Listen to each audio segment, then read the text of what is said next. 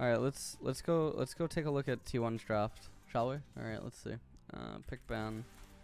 Oh, Sanchez still alive?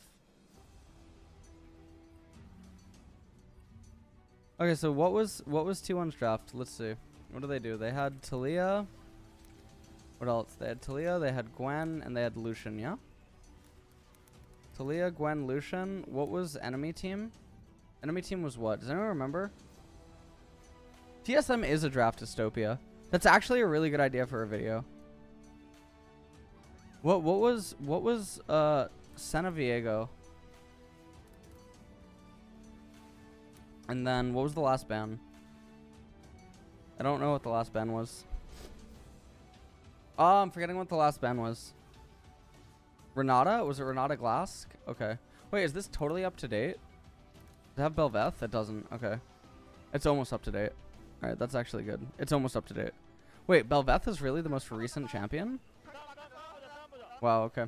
Anyways, they B1 Wukong, right? They B1 Wukong. So, after they B1 Wukong, what does T1 do? What did they do? They did Callista. What did they do? They did was it Callista Gnar, right? It was Callista Gnar, and then on R4 they did Diana, and then R5 was Camille. I mean, like, what are you even doing with Callista Gnar? Why? What is the purpose of this?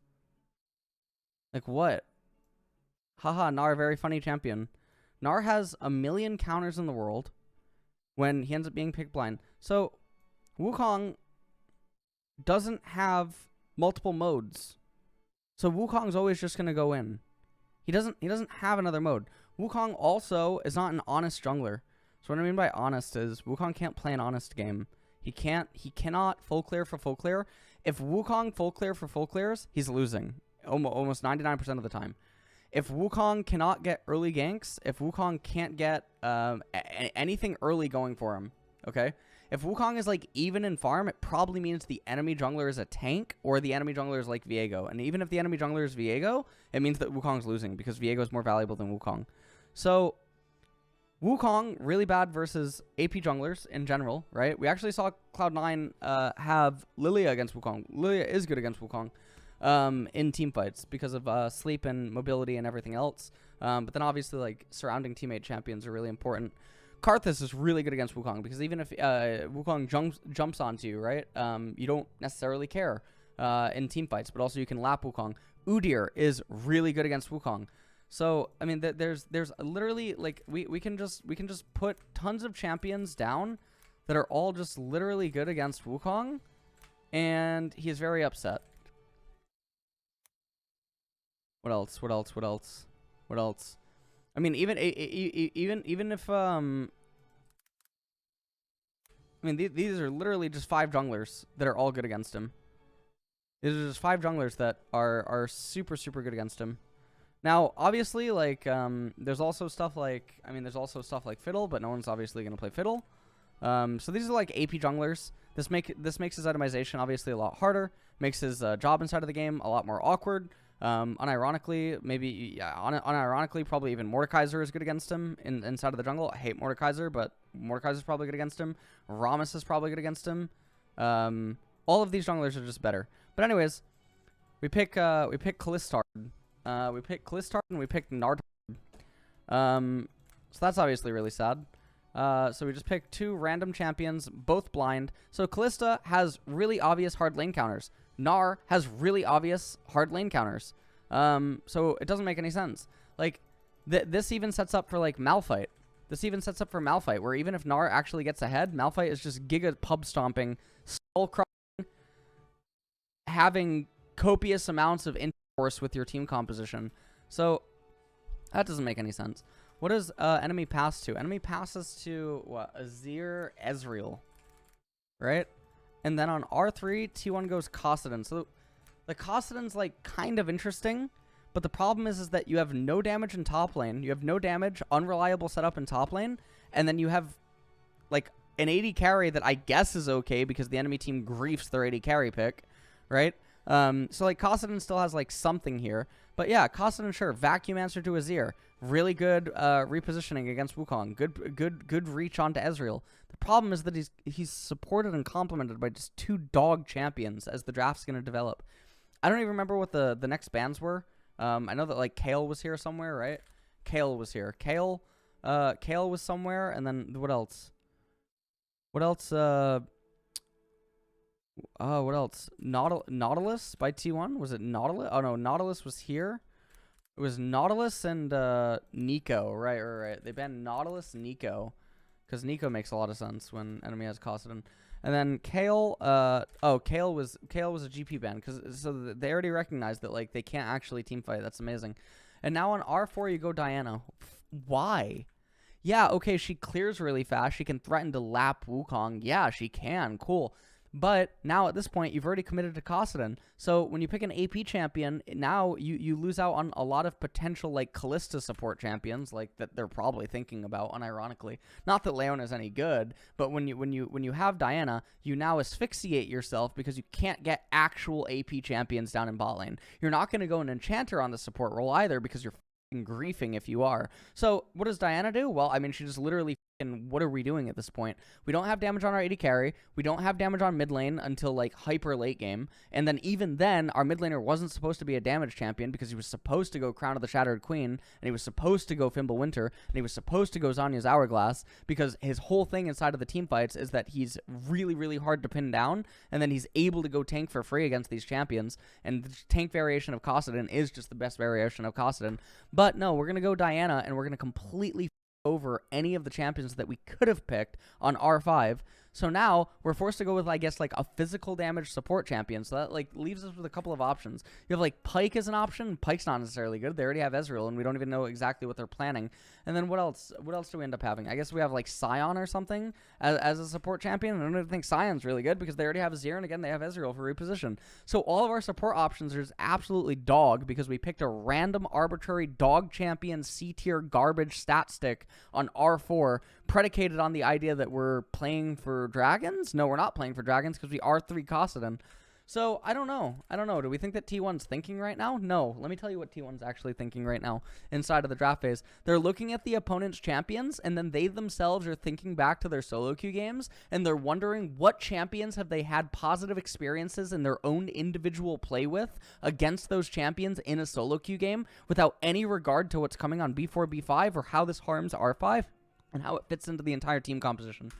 I hate this game. I absolutely hate this. I hate watching this stuff live. So they picked Diana on R4. Wow, congratulations. Enemy team picks Tahm Kench because now it's obvious that T1 somehow are like gonna play like some weird combination of like engage slash I don't know. I honestly don't know. They're gonna have some like weird kind of engage, and this is like obviously really bad because Tahm Kench gets a lot of value. Why does Tahm Kench get a lot of value? Because the DPS threat on the enemy team is really, really, really low. So if Tahm Kench ends up eating a key target out of like a Gnar engage or a Diana engage, then everything's fine, everything's golden. And now Azir's actually gaining value because you picked Diana. And then obviously the last pick for the enemy team ended up being Sejuani, which yeah, okay, like KT threw you a bone here. They picked another dog champion in Gnar. Like this easily could have probably just been Malphite and everything would have been fine because T1 can't actually itemize in any way that is going to be really threatening. And then Malphite would have been probably a lot better against Diana, Gnar, and Kalista, as well as like whatever they're going to pick on R5. Because Malphite, well, maybe I guess with the durability update, Malphite doesn't actually have kill threat on Gnar, but I think that he's going to scale just fine. In this game, Sejuani ended up losing multiple plates and getting solo killed and just like griefing, and then she still just was like fine, right? Because the enemy team composition by T1 is just absolutely dog. They pick Camille on R5, and then after they pick Camille on R5, they end up, like, griefing by going this itemization. So I don't even know what this itemization is. I'll be totally honest with you. So you have Black Cleaver on Gnar, even though you have a massive mix of just random damage types on your team. Also, the enemy team doesn't even really have any armor on their team, and I understand the durability update that everyone gets a little bit more armor now, but the Black Cleaver just makes no sense, especially when you go Force of Nature next. And then you have a random Oblivion Orb on Owner. You have Faker kind of, like, griefing his build as well. And then you have Callista building like Shield Bow, LDR, Guinsu, not really doing any damage whatsoever because it's Callista. And then you have Camille being picked to build Evern Shroud, and then going to build Zonya's Hourglass next. And it's just like, what are we even doing at this point? But then you remember that like T1 made an announcement that they like hired people to do data and all this other stuff, but then they end up drafting like this, and they have itemization like this that you can literally open up a Windows computer calculator and reach conclusions that obviously this itemization is bad by also going to the League of Legends wiki. I hate this game. I hate this game.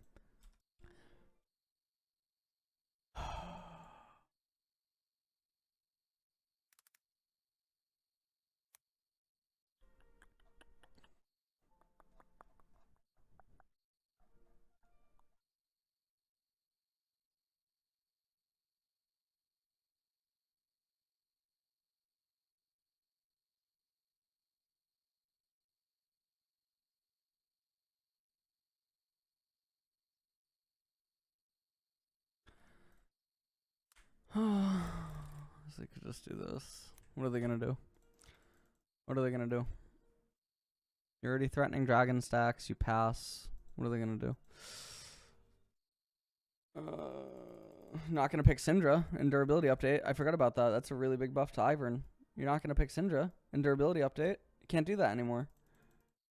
Syndra was Ivern's biggest problem.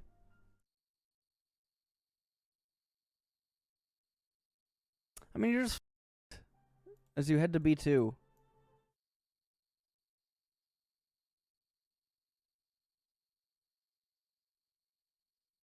You're just...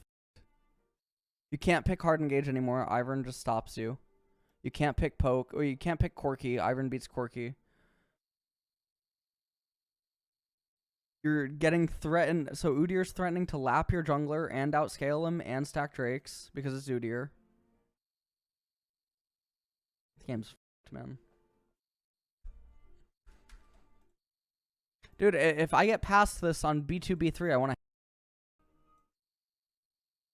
What can you do? I actually just want to... On B2, B3.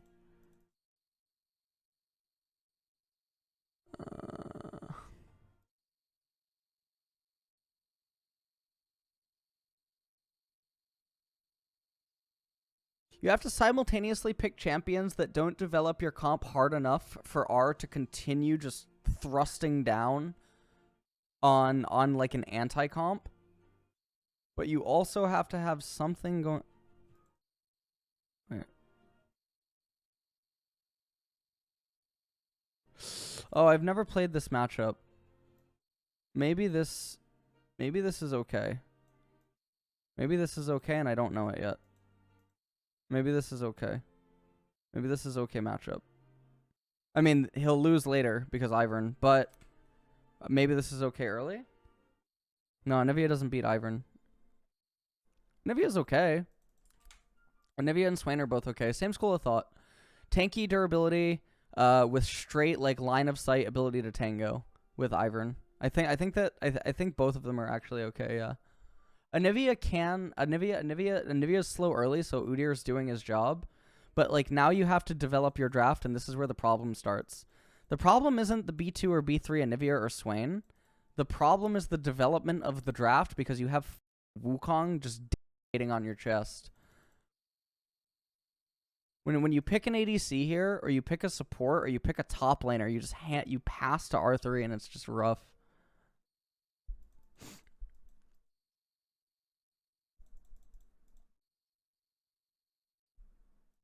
Yeah. It's just losing. It's just losing on R2.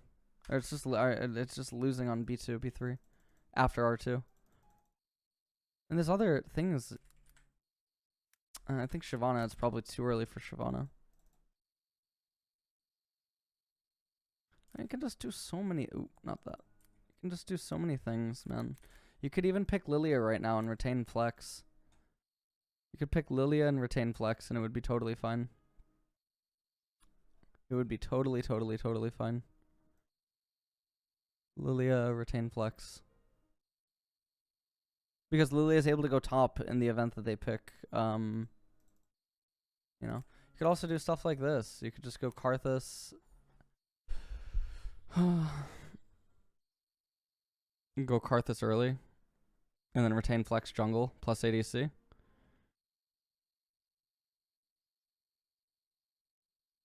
I mean, Corki's a champion that you can pick with Karthus. And it doesn't mean the enemy can get MR. Because Corki doesn't incentivize MR building. Because if you build MR items against Corki, you're griefing. If you build Banshee's Veil against Corki, you're reported. If you build Hex Drinker against Corki, you're reported.